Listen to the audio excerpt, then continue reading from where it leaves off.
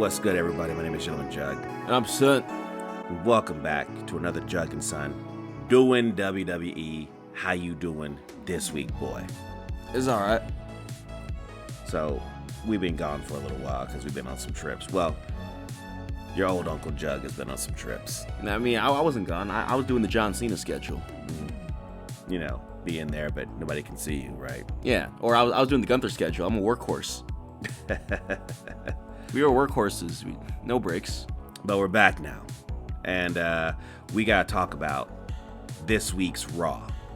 So take me to Raw, son. So we start off with Sami Zayn. So, you know, he got pile drived.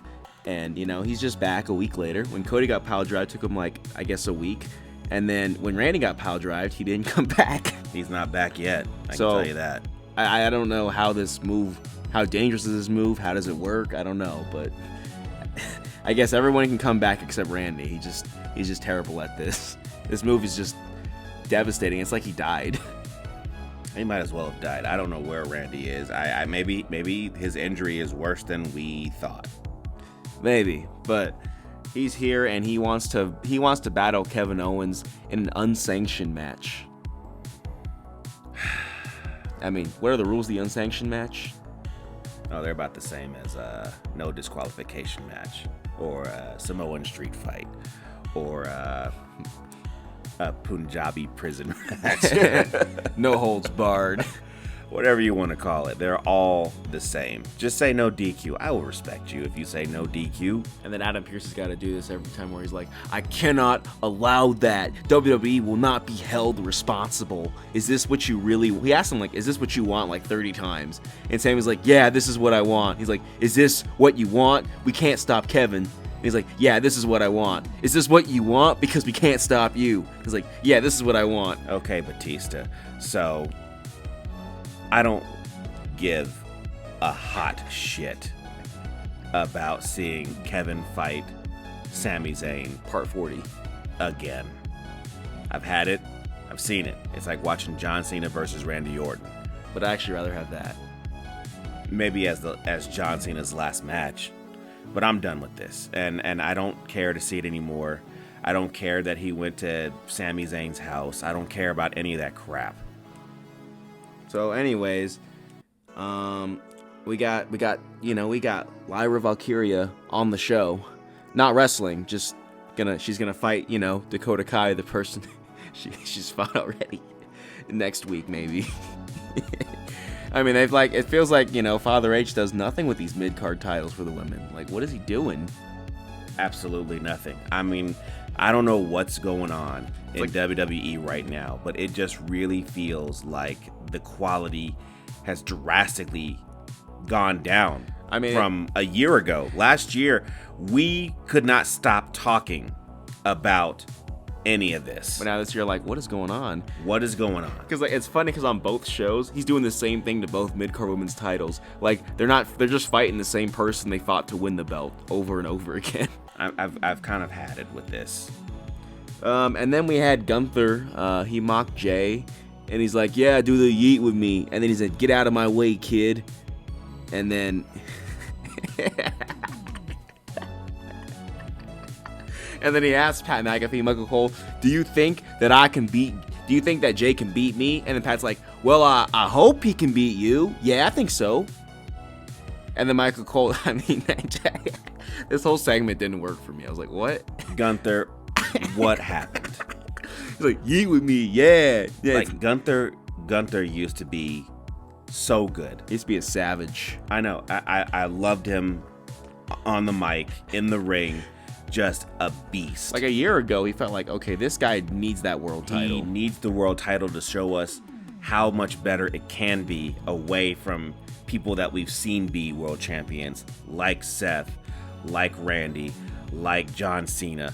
I felt like Gunther was just going to be a bad guy for the sake of being a bad guy. But now we're a year later, we're like, well, I'd rather those people have the title and not you. I'm so upset. I mean, I don't know what happened to Gunther, but it's like Triple H just botched the whole title reign. Like, this is awful. what's the next thing that happened, boy? Then Jay comes out and they have the brawl you haven't seen before with security everywhere. I'm sick of this, Triple H. How many times am I going to see the same brawl where you keep getting future WWE superstars dressed up in security costumes to go out there and try to stop two men from fighting? You do it with the men, you do it with the women. You keep freaking doing it. And then, as if we can't predict this, one of the two is going to sit there and break through security somehow and jump on the other one. And sometimes, just sometimes, the other one might do it too. And then usually it ends with someone jumping off of like the top rope and landing on everybody. I'm sick of seeing this. I don't want to see that anymore. And the thing is, because we're so far away from WrestleMania, like they're gonna, and like this is the only thing they have for Jay and Gunther, they're gonna do this like 50 more times before you get there. We got like what? Like as of this point, like what? 7 or 8 weeks left until WrestleMania. So that's 7-8 weeks of them to do this brawl over to and over do again. this. To do this. And it's, yeah. That's why you shouldn't have the Royal Rumble pick the guy so far out when you don't have any good story. And I've seen this match already. I've seen these two get it on already. Like twice. You know, I don't know what else to say about this, boy. I'm so disappointed with what happened from last year to this year. But then we got the New Day. I mean, I'm only talking about this because I'm just disappointed because like they just turned heel, and what are they doing now? They're not going after any tag titles, just fighting the LWO. And just like, why? This is the perfect time to have capitalized on the heat that these guys are getting, and they're doing it so well, and yet nothing. They're good enough for the LWO. They're not good enough for my tag team scene. I don't want to see these guys fight the LWO. Get the LWO out of my WWE. I'm done with that group. I've had enough. I don't care who's in it. I don't care who's gonna be in it.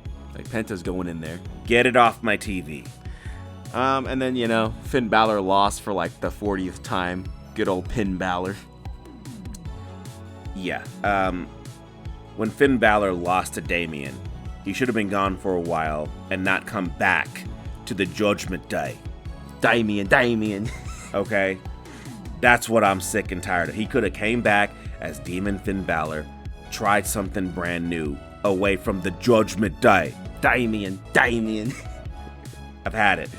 The whole entire group of Judgment Day used to be a decent group, and now it's just nothing but a group full of jobbers and Dominic Mysterio. For me, like, Dom is the star here, and the rest are just a bunch of jobbers. I mean, he doesn't have anything either, but I like him more than the rest. I've had it. I mean, you go out and see Raquel Rodriguez. I know she had some issues with her skin and stuff like that, but those are cleared up, and she comes out to absolutely no pop. When she came back to help Liv, she had no pop. Nobody even knew what was happening. It's like Roman said, no pop, exactly. No pop.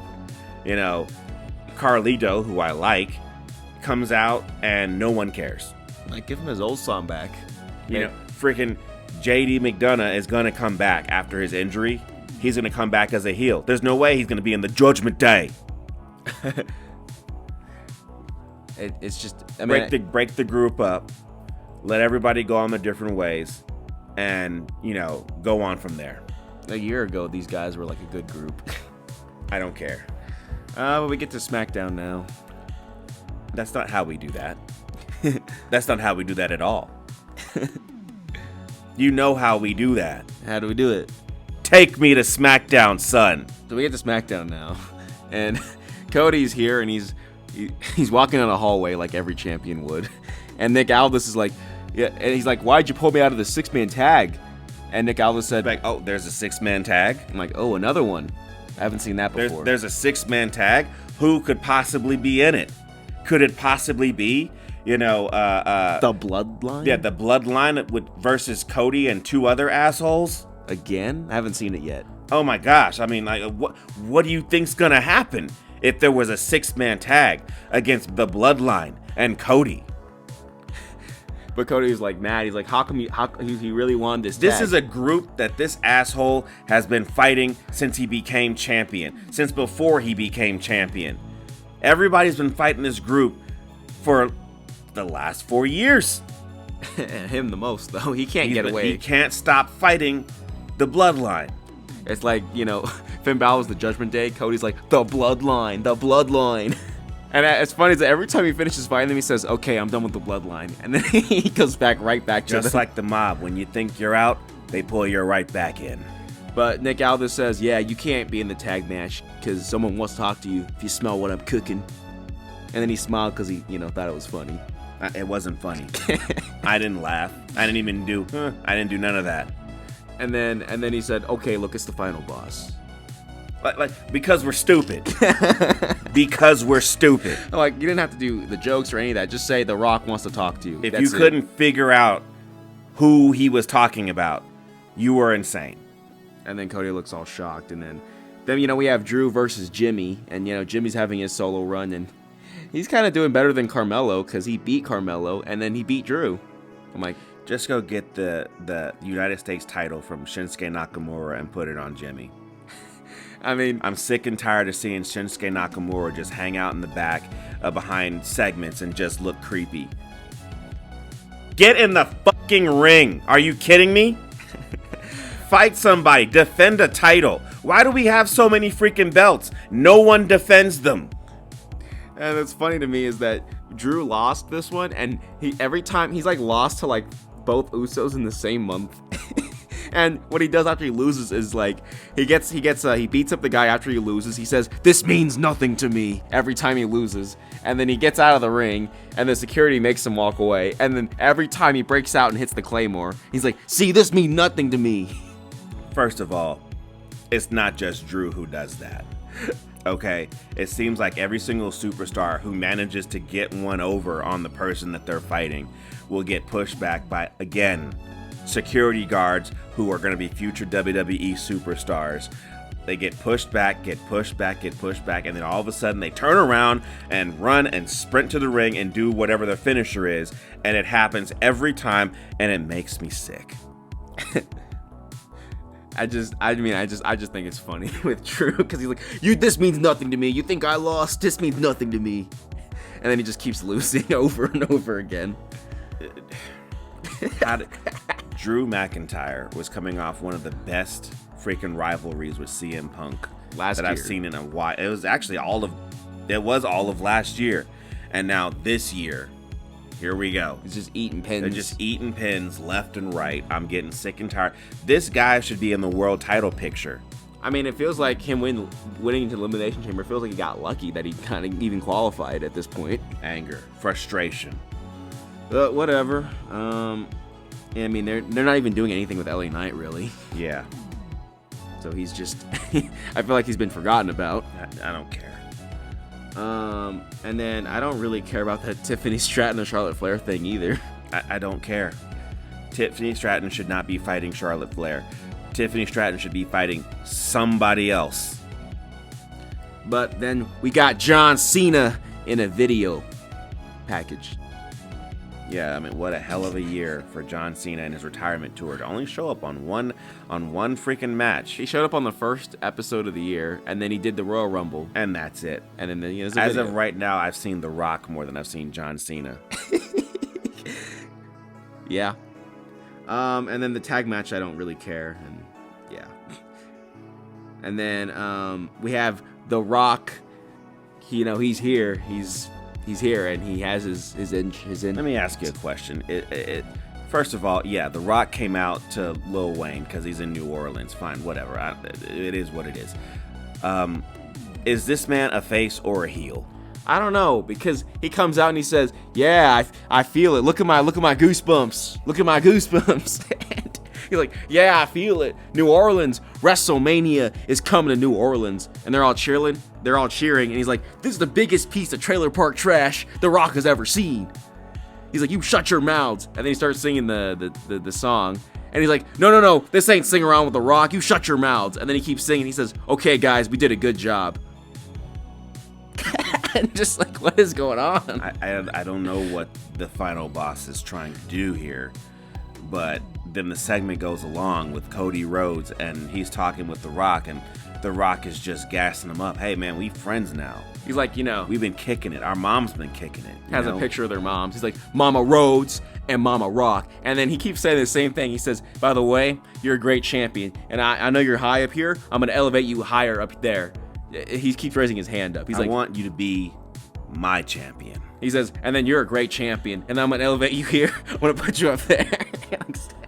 Like, you don't have to repeat yourself over and over. But then he sits there and says, Cody, I want your soul. Which I'm like, okay, fine. He also kissed Cody. What? No, he didn't. Yeah, he did. When he hugged him, he kissed him. Yeah, he did. Yeah, he did. Yeah, he did. My thing is, though, is that... And then, like, he touches his face, too. My thing for this is that I don't mind if Cody Rhodes becomes heel here. Because I can see it right now, that if he does become heel, he's probably going to fight John Cena. Yeah. Right? Mm-hmm. If he doesn't become heel, then he's probably going to fight CM Punk or Drew. Not Drew. You don't think Drew? No. He's in the chamber. Yeah, but, like, I mean, Drew's going to lose him or be like, this means nothing to me. And then he'll run around and claymore everybody while he's getting pushed out of the chamber. I don't know what's going to happen with that. But I do think that Cody Rhodes should take on being a heel. Be the best thing in the world right now for this. Maybe might spruce up some life back into the WWE or something. And then have Cody act like Homelander from The Boys. Yeah, and then Rock can be Edgar. Exactly. Since he's the boss. I got nothing else for you on this one. I don't know. Wrestling in WWE right now is just crap. I feel like people in, like, if WWE fans had saw this exact segment on AEW, they would have sat there and trashed it. Like, Tony Khan is just trash right now. Yeah. That's what I feel like. Well, son, that's all I got about wrestling. What about you? The Rock's kind of creepy now. Well, hey, look. He's just kissing Cody, then touching his face, and he's like, I can do you a favor. I can elevate you. Like, comment, subscribe, hit the bell icon, do all the things all the other YouTubers tell you to do. Check us out on Instagram, check us out on BLUESKY, check us out on YouTube, and keep checking us out, I guess. That's all I got to say, right? Because the next one will be available when it's ready.